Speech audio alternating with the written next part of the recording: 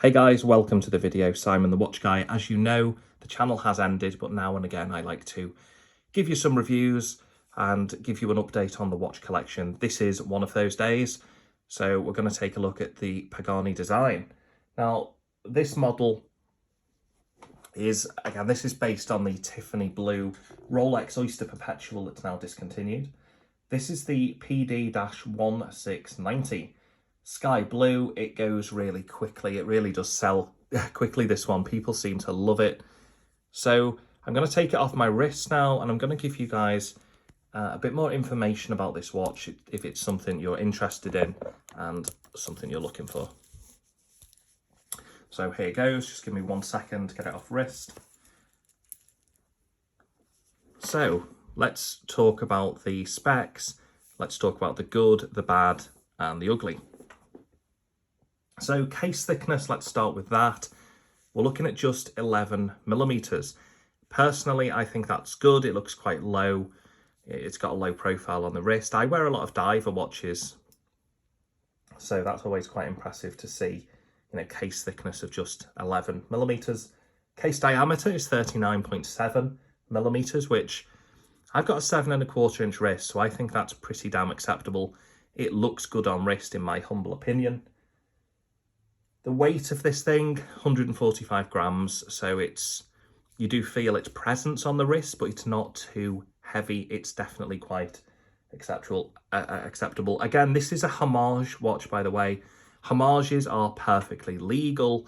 Again, it does borrow, borrow. Let's go with take. Let's go with the word take. It takes a lot of the look from that Rolex Oyster Perpetual.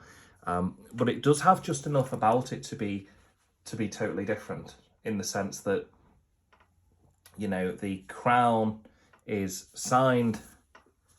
You can just see, just trying to get that at the right angle, you can just see that crown is signed with the Pagani logo. It says Pagani design on the dial. You've got that thing there. Let me just hone in.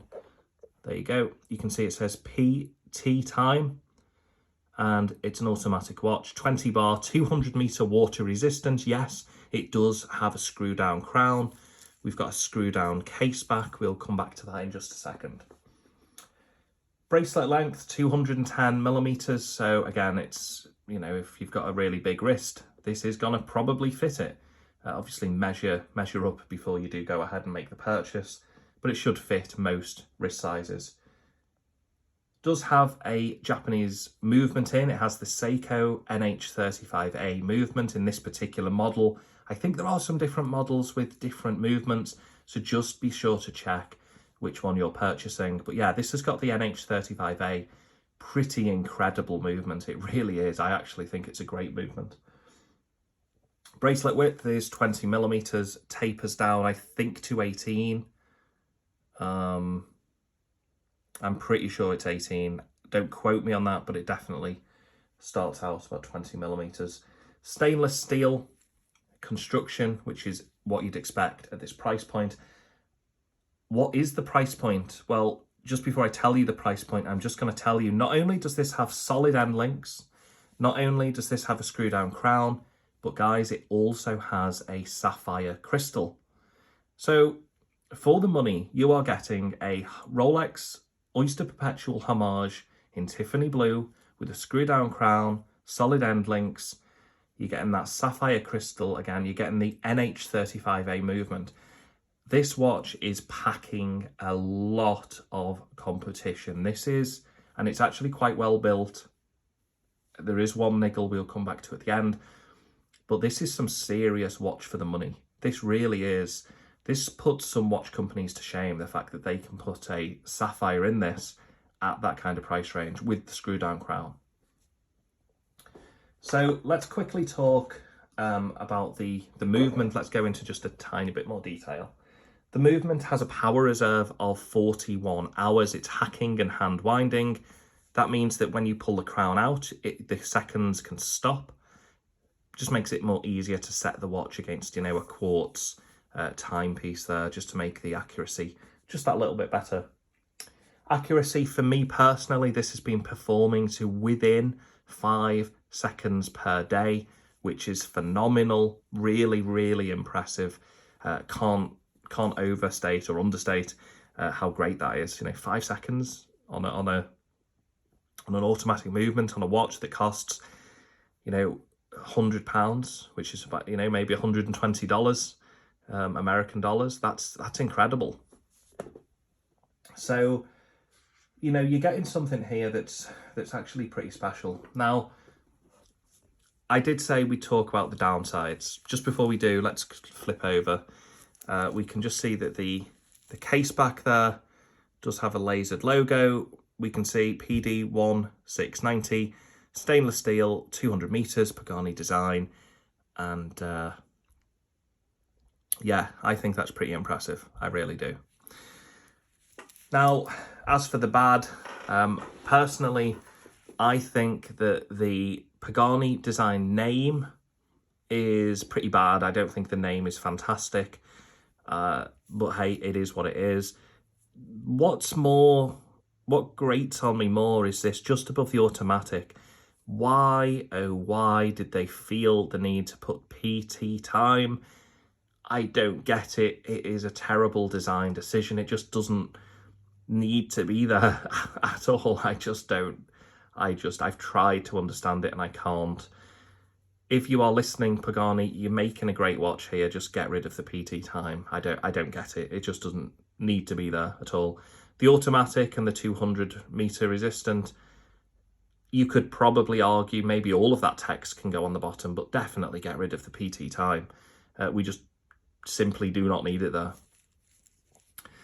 Now, that's really all I've got to say about the bad of the watch. I mean, the accuracy has been good.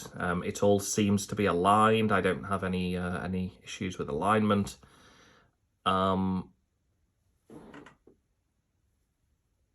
I mean, just saying that, actually, let me just... I mean, maybe that 5 looks slightly off, actually. It depends on the angle you look at it. That 5 looks slightly off to me. I think that is slightly off, isn't it? Slightly off center. But I think that's the only thing. I did have a good look at it. I've been wearing this for a couple of weeks. Now, as for the ugly, the ugly here is, in my opinion, the bracelet. Now, what happens here is this folds down and this bit here clasps. It's shut. It sort of hooks shut there. This flips over and there you go. You lock it in, fine. Now, the problem with this is this piece here, when you lift this up, it's very, very damn difficult and tough to lift up. It's not pleasant to take off. In fact, I'm having to use 2 hands to do so. Now, this piece here, as you can see, we're looking at this, where this finger is here, we're looking at this piece on the end. If you can just make out, it's kind of being held. I did have a faulty one of these before reviewing this, and I had to send it back, get a replacement. If this comes out, it's a pain. It really is. It's actually a very poor design. They really badly need to do something with this.